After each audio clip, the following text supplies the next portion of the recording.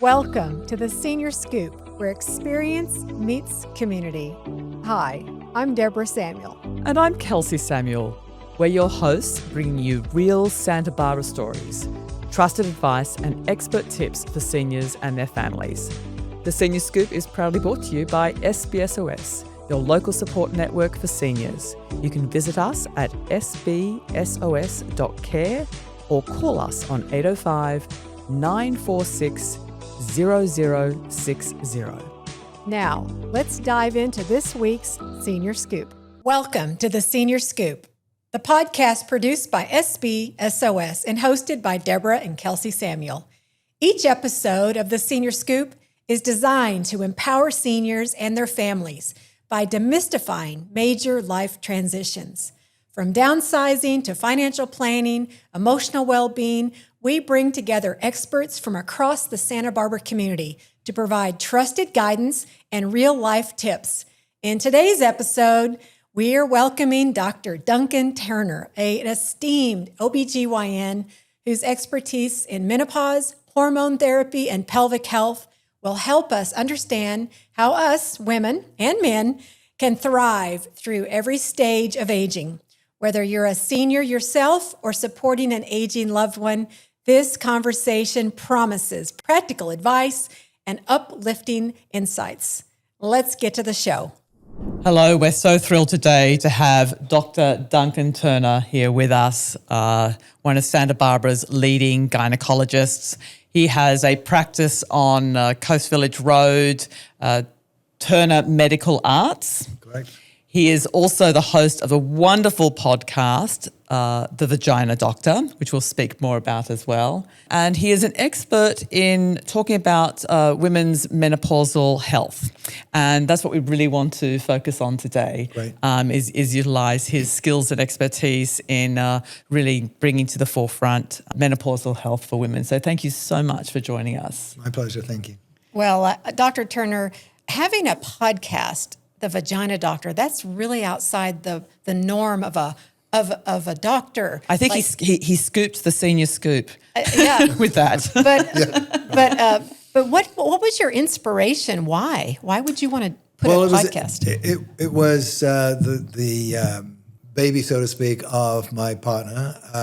She thought this would be great for publicity, and I was a little more in terms of just getting the word out, because what I found in the last 10 years particularly, I mean, not that it didn't happen prior to that, but it became very clear to me that this was a subject, menopause was a subject that needed to be talked about and dealt with. And because there were a lot of good things that we could do with it, and a lot of problems that come along with menopause that we have treatment for, and that women don't have to suffer. But the conversation needs to start that, we need to talk about these things. And so that was the reason for the podcast and the reason for the name. And the name always gets eyebrows raised. I mean, I've had, honestly, only one negative ever. And that was another physician saying, well, who's going to want to go on your podcast? It's called The Vagina Doctor. That's actually a lot of the reason why people do want to be on the podcast, because they think this is a subject that needs to be discussed. Basically, menopausal medicine, and inclusion, of course, for male partners as well, because everybody needs to know more about this. Well, we are so grateful as individuals for what you've actually been able to disseminate to us in our healthcare. And so we definitely wanted to be able to share that with others today, because you really have quite a skill in being able to communicate somewhat complex matters very clearly to people. So let's just start off with menopause. Like, what really is it? And then you hear the word perimenopause as well.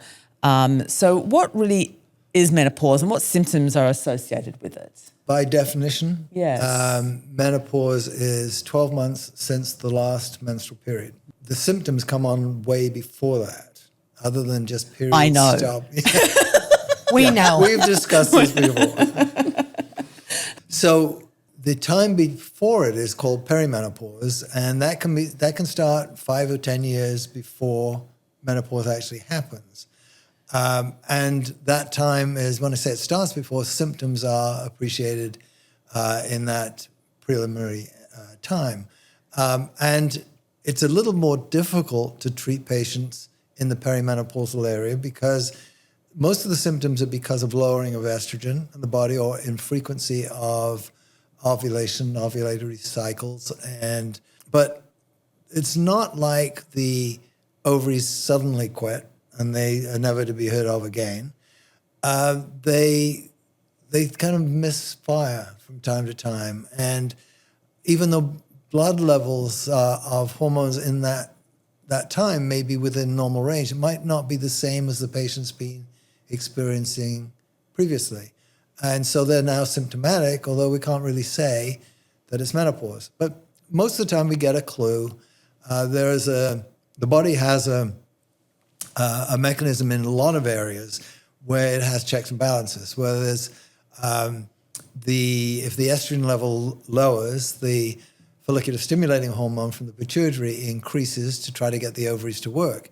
And so we can see, with blood tests, we can see that, okay, that FSH is higher, and it's maybe, for most of a patient's life, from the time they start periods to the time they stop, for most of the time, they're between 5 and 10.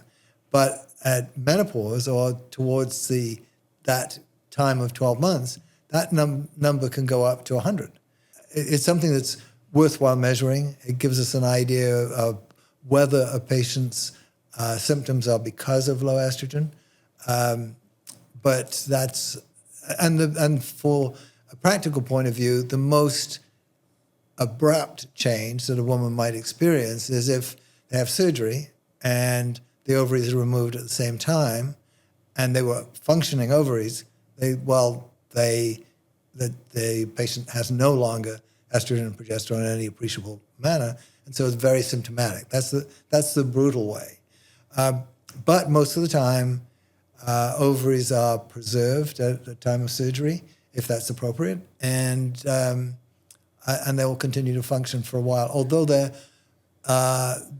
lifespan, just for the ovary itself, is shortened by that surgical procedure also.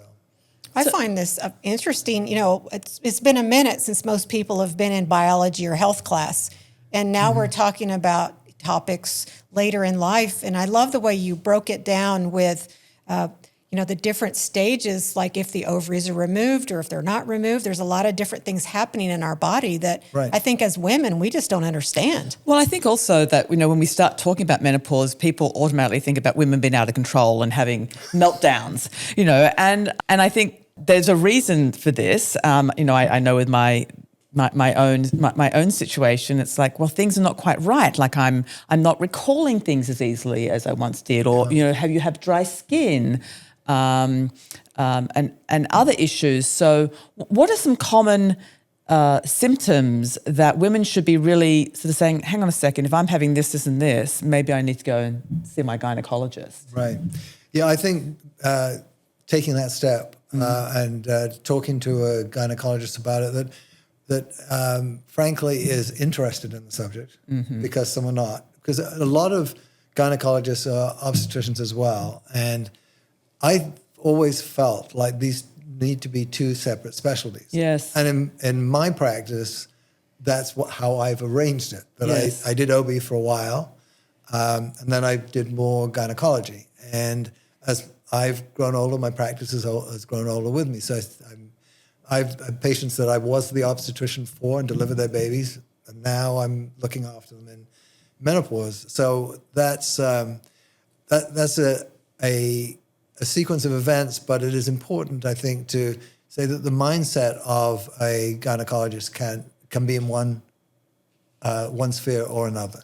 Yes. So talk to somebody who is interested in it, sees a lot of it. And I see a lot of it at this point. The symptoms that often occur first are, the sort of classical ones are hot flashes, night sweats, just having to throw the bedclothes off at night because it's just hot. And yes. Even though it's, 30 degrees outside and your windows are open.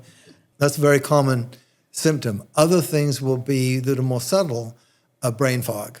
Another one may be vaginal dryness, some pain with intercourse, urinary incontinence, and skin changes, hair changes, weight changes. Now, weight is something that we should really talk about because low estrogen increases insulin resistance. So let me say that again. Low estrogen increases insulin resistance. Okay, so your body doesn't metabolize carbohydrates as well. And so there's that weight gain that occurs, and the patient classically will say to me, this has just happened the last 2 years, and I'm not doing anything differently. I'm eating the same, and I work out the same, and I've got now this belly.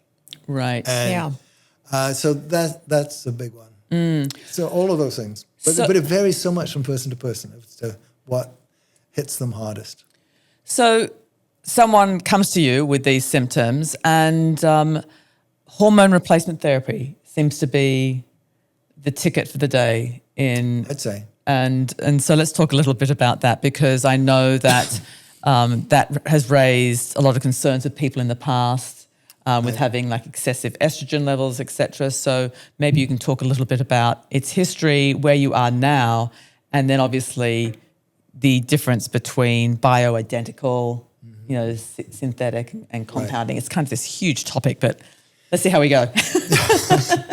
It is a big topic, and it's particularly interesting because in one area, doctors have not done the best to efficiently go through this whole thing. We did, in the late part of the last century, the use of hormone replacement therapy was becoming more popular. It was referred to basically as the fountain of youth because it did seem to slow the aging process down, but there were some complications with it, with both estrogen and progesterone, or particularly with the combination of the two. And there were some studies that were let's say, badly designed, wrongly interpreted, that caused one particular study, which was perhaps the most famous of them all, the Women's Health Initiative study, that was stopped because of some complications. Now, those things were basically misinterpreted, but it frightened the nation. Yeah, it sure did. Yes, I remember. And people stopped taking them, just dropped it right away. And others really didn't even consider it because they wanted to do things in a way they call naturally. Well, frankly, naturally means just aging, and if that's your choice, then it's your privilege to make that choice. That's an interesting perception. Okay, but we can slow it down. Yes, and we have shown huge benefits from the use of bioidentical estrogen therapy. And what I mean by bioidentical is that the medication that is used, the hormone that's used to replace the estrogen levels in the body, are exactly the same molecule as the body was producing. Now, earlier, 25 years ago, that wasn't the case. These were synthetic estrogens and progestogens. Even now, when we look at things in a way that we refer to as naturally, or let's say they want a plant-based. A person may say, I want a plant-based medication. Well, they're all plant-based, essentially, because we don't have estrogen-producing factories other than women themselves, okay? That's not a viable entity. And so what happens is they take estrogen, a phytoestrogen that's plant-based, and they change it to make it bioidentical. So it's now can be given in its purest form exactly what the body was missing. And we found that with estrogen itself, estrogen is a key ingredient to reverse most of those things that are happening at menopause. We use progesterone as well because that will protect the uterus of one side effect of estrogen that we want to avoid. together those two are actually a little more risky for the patient than estrogen might be alone without this other complication we're trying to avoid. So we've got to be cautious about that. And so where necessary, estrogen and progesterone are almost always given together and for systemic, full body use of the hormone. If somebody doesn't have a uterus, there's essentially no risk, really minimal risk of any complication from estrogen itself. So that's a good point to make there because it's easier to help a patient who is postmenopausal, who had a hysterectomy already for whatever reason, and we can improve their life and resolve these symptoms. The other thing that we've discovered is that a transdermal approach of the medication is a good one. If we can get that hormone into the body without it going through the intestines, then that's safer. There's lower incidence of breast cancer, lower incidence of blood clots and strokes. So that's another important point there. Yeah, the heart health protective feature of estrogen is, I know, something that you're particularly mindful of speaking with your patients about. Yeah. I can say without any doubt in my mind that for most patients, it is safer to be on hormone replacement therapy than not because of the benefits of estrogen and, where necessary, estrogen and progesterone, where we will improve things. We'll improve cardiovascular health. We'll improve the skin tone. We can improve bone health, really very important one there. And we can just... the pelvis, the pelvis health and all of the symptoms that can go along with low estrogen can be resolved in that way. Yes. You know, I'm really curious. You mentioned incontinence. Does the estrogen level, does that have anything to do with problems in the pelvic floor? Yes. Oh, man. Pelvic floor is hugely important, and there are estrogen receptors throughout the body. There are lots in the brain, there are lots in the heart, but they're focused in the pelvis. That's where most of them are. And they're associated with strength, blood supply, sensation. It's very important not to forget that. So we can give the systemic estrogen and progesterone together, but even in the patient that, let's say because they've had invasive breast cancer, they're not able to safely take estrogen anymore, estrogen and progesterone, we can treat their pelvis with estrogen in a dose that is not going to increase their risk of a recurrence of the breast cancer. Or people who have had strokes. And that's with the vaginal insert or something. That's vaginal inserts right, the way to do it. Yeah. Well, I know that we're going to be interviewing a physical therapist later in the show who specifically works with the pelvis area with strengthening. Right. You know, there's a lot of things that you can do that would be, you know, maybe preemptive, or if you're having, you know, some issues with incontinence, what other suggestions do you give your patients? Well, I think if anybody that can get physical therapy to the pelvis is going to be helped by it. There aren't enough of the pelvic floor physical therapists that really specialize in that. They're all busy, they are, but they do great work. A lot of the symptoms that go along with pelvic floor relaxation and prolapse almost always have been treated with surgery. Well, we found that estrogen can help those patients even before surgery, so the tissues are stronger and better. But we've used some rejuvenation type techniques to stimulate the vaginal mucosa, which supports the bladder and supports the rectum, and diminishes the chances of incontinence. And those are techniques that have been associated with cosmetics. Carbon dioxide laser, CO2 laser, and radiofrequency electrical energy are used for skin tightening on the face and actually elsewhere in the body. And some Italian gynecologists thought, well, if it works on that tissue, it should work on the vagina. So they adapted this CO2 laser to be used vaginally with incredible results. So it's not just a matter of making the vagina look beautiful, like you are really trying to make it function better, so we avoid the issues of incontinence and prolapse, correct? Yeah, that's fascinating. That's incredible. I mean, without going into the whole procedure, like what exactly does that look like? Is it a procedure you have in the office? Is it a wand? What is that? Is it a fairy wand? It's The magic wand. it's the magic wand. But it's Italian. Oh, Or maybe not. Yes. No, it was. I mean, it's that first piece of equipment is called the Mona Lisa Touch. Yes. And I was really very suspicious of it initially. I thought this is too easy to, no, it won't. But then I saw some histological slides, biopsies that are before and after the treatment, and it was phenomenal, the difference that was making, the laser. And all of these rejuvenation modalities work pretty much the same way. They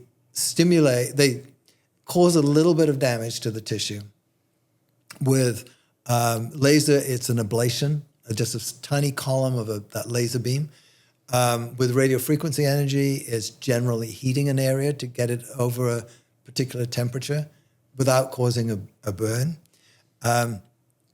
So these are things that are all mass-produced now, are available, and so they, and almost all of them are pretty much painless. Some of the more aggressive ones are uncomfortable, so you can use local anesthesia for it or topical local anesthesia, but most of them don't require that. So is this something that someone can literally walk into Turner Medical Arts and as a outpatient? Yes, we do them almost daily in our office for patients, and they're very effective, and that tissue damage causes this healing response of the body. And we usually do 3 treatments in a row, about a month apart, and then a yearly treatment is appropriate. They're sort of the ideal treatment because they're safe, they're effective, they're painless. There's no downtime with most of what we're doing. Fantastic, yeah. And the only issue really is that the insurance companies haven't decided to pay for these at this point, although they really should, because it is a necessary part of the whole rejuvenation procedure.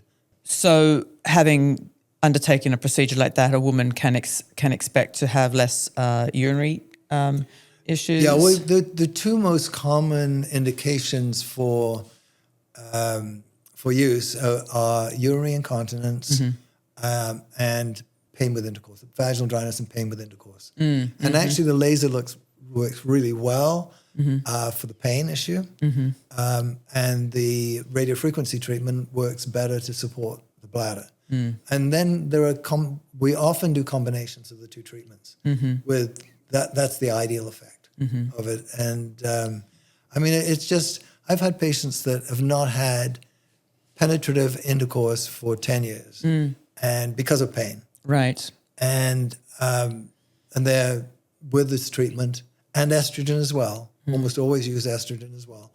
We make them functional again in that regard. So it's huge. You know, really I find this to be just incredibly inspiring. You know, part of what Kelsey and I do is, you know, we help seniors with downsizing and moving and lifestyle changes in their life. But sexual health is a part of lifestyle that sometimes people after menopause, they think, well, that's gone. You know, that's over.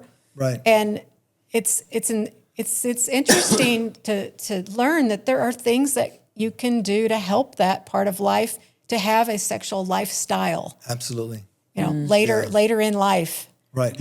And it's actually, there's one, I think you bring up another point here that it doesn't have to be later in life, because 50% of women who have vaginal childbirth will have a degree of urinary incontinence. And this can help that.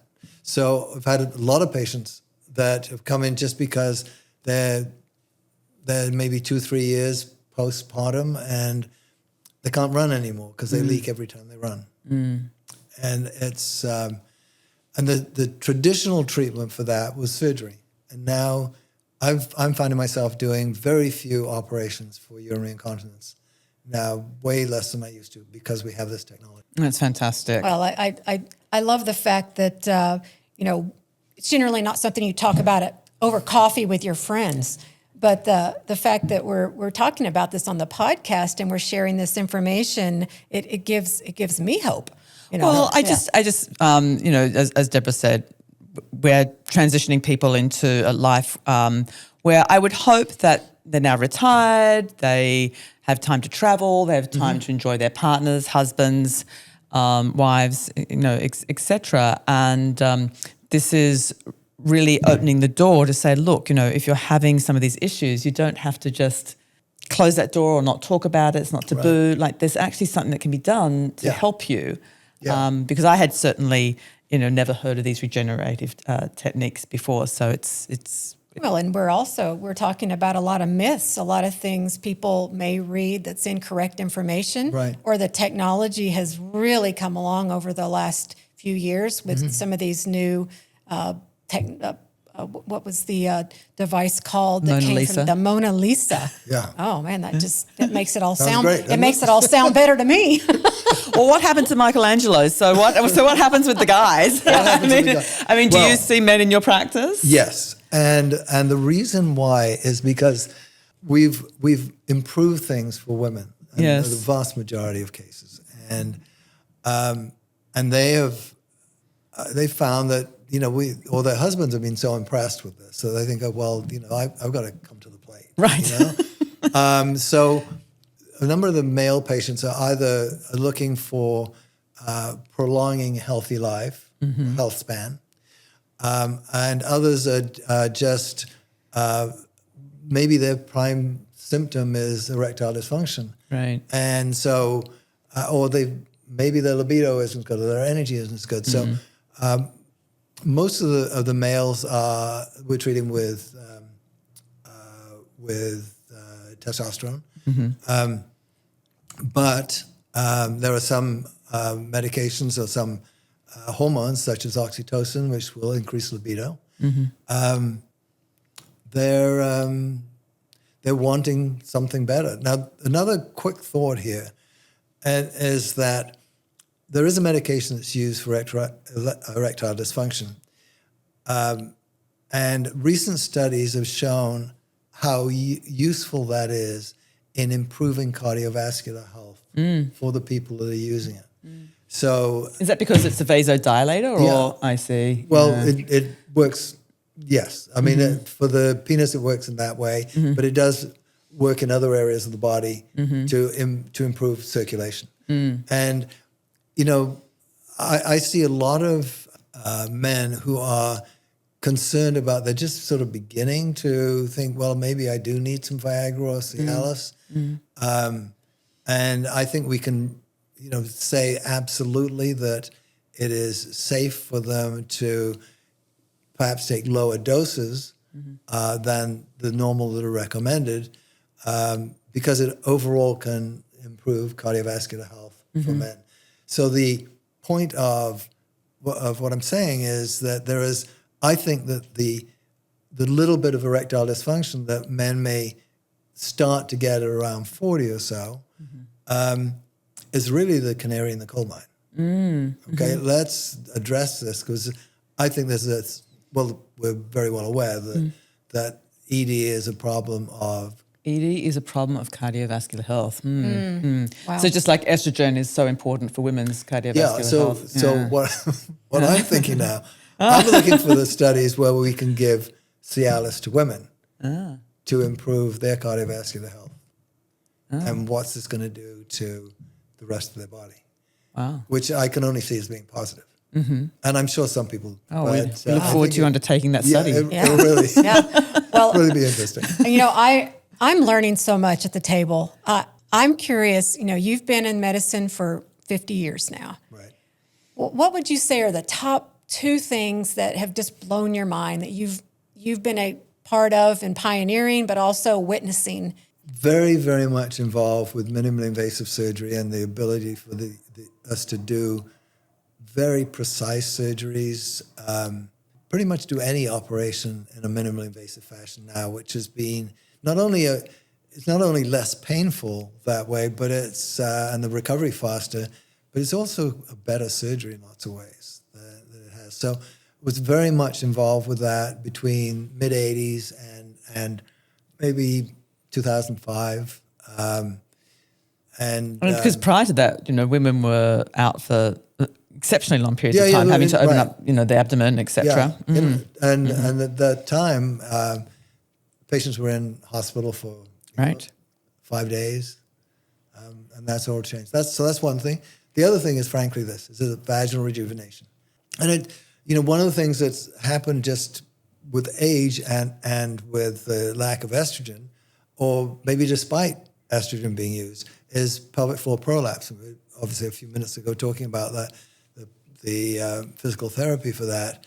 But these things sometimes do require surgery because there is a limit to what can be done by these non-surgical, non-invasive techniques. And so that still is sometimes necessary. And there again, if that's happening, I'll refer to patients now that refer to gynecologists right now that that specialize in those types of surgeries. And I think, one of the things that's been a clear message in medicine over the years has been you're good at what you do a lot. And so you want to go to a surgeon who's done tons of these operations. I love that. You're good at what you do a lot of, and your micro specialty right now that you've, at the end of your career, have really focused in on are the hormone replacement and the rejuvenation surgery, which are, I think, beautiful gifts that a woman could give herself. Well, and share with her partner or beloved. And, for sure. But I've just learned so much. So if somebody wants to learn more about these procedures or they want to watch the Vagina Doctor podcast, where can they find you? Spotify, Apple Podcasts, and YouTube. Wonderful. Well, I know that we'll be putting links in those at the bottom of our show also. Thanks. But well, I actually hope that you'll come back and talk to us about GLP-1 drugs as well eventually. That would probably be the if we went to a third and a fourth radical change in medicine, in my experience, it's ultrasound and it's the GLP-1. Wow. Well, so we've kind of like just touched the surface here, but I mean, certainly you've really heightened the awareness of hormone replacement therapy and also letting women know that, yes, if you are suffering incontinence issues, memory fog issues, prolapsed uterus issues, and heart health issues, and then bone density issues. Yes, absolutely. Please go see your gynecologist. Yeah. Please go check in with Well, them. I know that if you've enjoyed hearing this topic, we're going to be covering more on the pelvic floor with a physical therapist from Cottage Hospital and interviewing Natalie with some. She's actually going to bring demonstration models for us, so I can't wait for that show. But Dr. Turner, I really want to thank you for your time Yes, thank you so much. Your extra energy today. With sometimes talking about a challenging topic that we've enjoyed talking about. I've just learned so much. That's really fun. Yeah. Thank you so much, Dr. Turner. All right. Today's conversation underscored that women's health remains vital throughout every stage of life.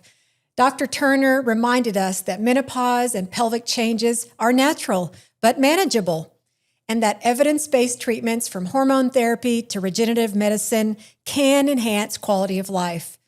He encouraged us and all of the listeners to pursue proactive care, maintain an active lifestyle, and dispel myths by seeking credible information from professionals.